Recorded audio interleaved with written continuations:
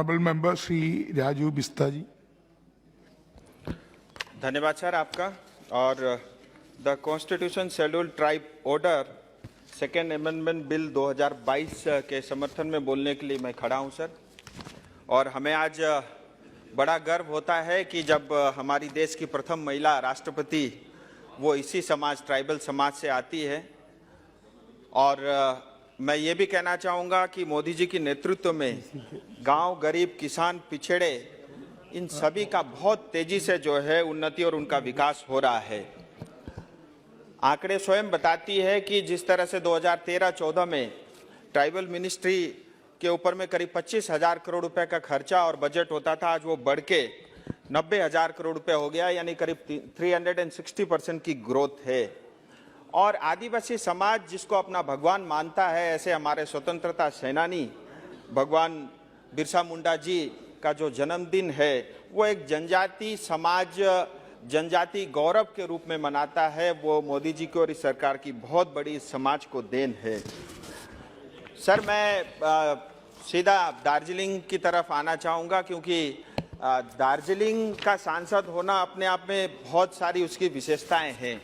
भारत में एकमात्र जिला जिसमें एक तरफ भूटान, बांग्लादेश, नेपाल, तिब्बत कह लीजिए या चाइना लगता है, एक तरफ बिहार, सिक्किम और आसाम भी लगता है।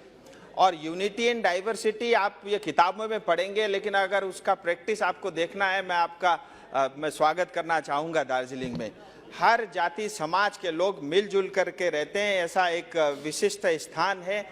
चाहे वहाँ की चाय हो, चाहे वहाँ का टॉय ट्रेन हो, वहाँ की टूरिज्म हो, और हाइड्रो पावर से बिजली भी सबसे पहले हिंदुस्तान में दार्जिलिंग में आई। और भारत में बसने वाले करीब 1.5 करोड़ गोरखा समाज का ये धड़कन है, उनकी आत्मा भी दार्जिलिंग में बसती है। सर मैं ये कहना चाहूँगा, भारत के जो 1.5 करोड़ गोरखा है, आए दिन इनके साथ बहुत अन्याय और अत्याचार होता है। जो संविधान सबको समान अधिकार देता है, कई बार हमको ऐसा लगता है कि ये शायद अधिकार हमारे लिए नहीं है। जबकि आप सर ये मानेंगे कि जब कॉन्स्टिट्यूएंट असेंबली बना, जब भारत का संविधान बना, तब उस संविधान के सदस्य बनाने वाले 2 गोरखा भी थे उन दिनों, डम्बर सिंह गुरुंग जी और अरिबहादुर गुरुंग जी। इशू ये है सर कि भारत नेपाल मैत्री, जो इंडिया नेपाल फ्रेंडशिप ट्रीटी है, उसके कारण दार्जिलिंग और खास करके जो सिक्किम में रहने वाले गोरखा हैं, उनको बार बार विदेशी और उनको नेपाली नागरिक कहा जाता है। और इसके कारण जो है आपने देखा होगा, कई बार दार्जिलिंग में कई सारे आंदोलन भी हुई, गोरखालैंड अलग राज्य की मांग भी हुई। खैर मैं वो आज विषय नहीं रखूंगा, वो अलग विषय अलग फोरम में करूंगा। मेरा ये कहना है सर, अगर जो देखिए गोरखा 1931-1941 तक ये ट्राइबल स्टेटस इनके पास था, हिल ट्राइब के रूप में जाने जाते थे। लेकिन 1951 के बाद बहुत चालाकी से जो है उनको उस अधिकार से छीन लिया गया।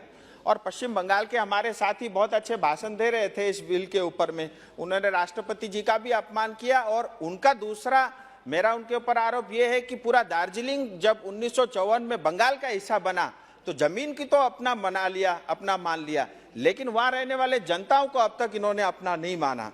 मेरा आपके माध्यम से सर ये है कि जो छूटे हुए 11 जनजाति है उनको एसटी स्टेटस मिले, उसका कारण और भी है सर। FRA एक्ट 2006 दार्जिलिंग में लागू नहीं है। दार्जिलिंग में ज्यादातर लोग जो है चाय बागान में काम करते हैं, उनके पास पट्टा नहीं है, 200 साल से है। और वहाँ की स्टेट की सरकार आज जो है घुसपैठी करके जो अलग अलग देशों से आते हैं उनको उन चाय बागान में बसा करके वहाँ से गोरखाओं को भगाने का एक बहुत बड़ा षड्यंत्र चल रहा है। अगर हम गोरखाओं को ये एसटी स्टेटस देते हैं सर, उनकी जो बहुत बड़ी समस्या है, उनको बार बार ये जो विदेशी का लांछना लगता है उससे उनको मुक्ति मिलेगी। और लेप्चा, धुपका, भूटिया, योलमा, शेरपा, लिंबू, तामांग ये ऑलरेडी एसटी में है। लिंबू और तामांग को तो 2003 में एसटी का स्टेटस उनको मिला है, यानी 2003 अटल जी के समय में।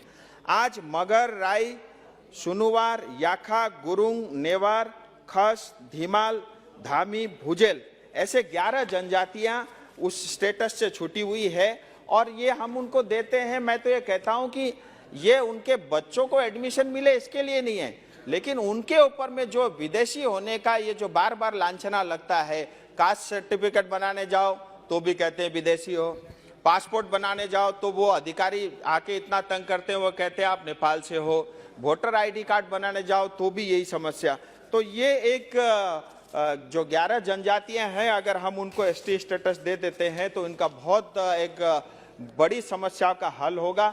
और मैं भारत सरकार से आग्रह करना चाहूँगा, मैं स्वयं मंत्री जी से कई बार मिला हूँ और भारत सरकार ने भी प्रयास किया है, कई बार कमेटियाँ भी बनी है और कमेटियों में जो है उनको लेकर के मतलब काफ़ी अच्छी बातें भी लिखी गई है। अब मैं ये चाहता हूँ इसमें ज़्यादा देरी नहीं हो और जल्द से जल्द उनको ये अधिकार मिले। मैं आपके माध्यम से भारत सरकार से ये निवेदन करना चाहूँगा। आपने मुझे बोलने का समय दिया, इसके लिए बहुत बहुत धन्यवाद।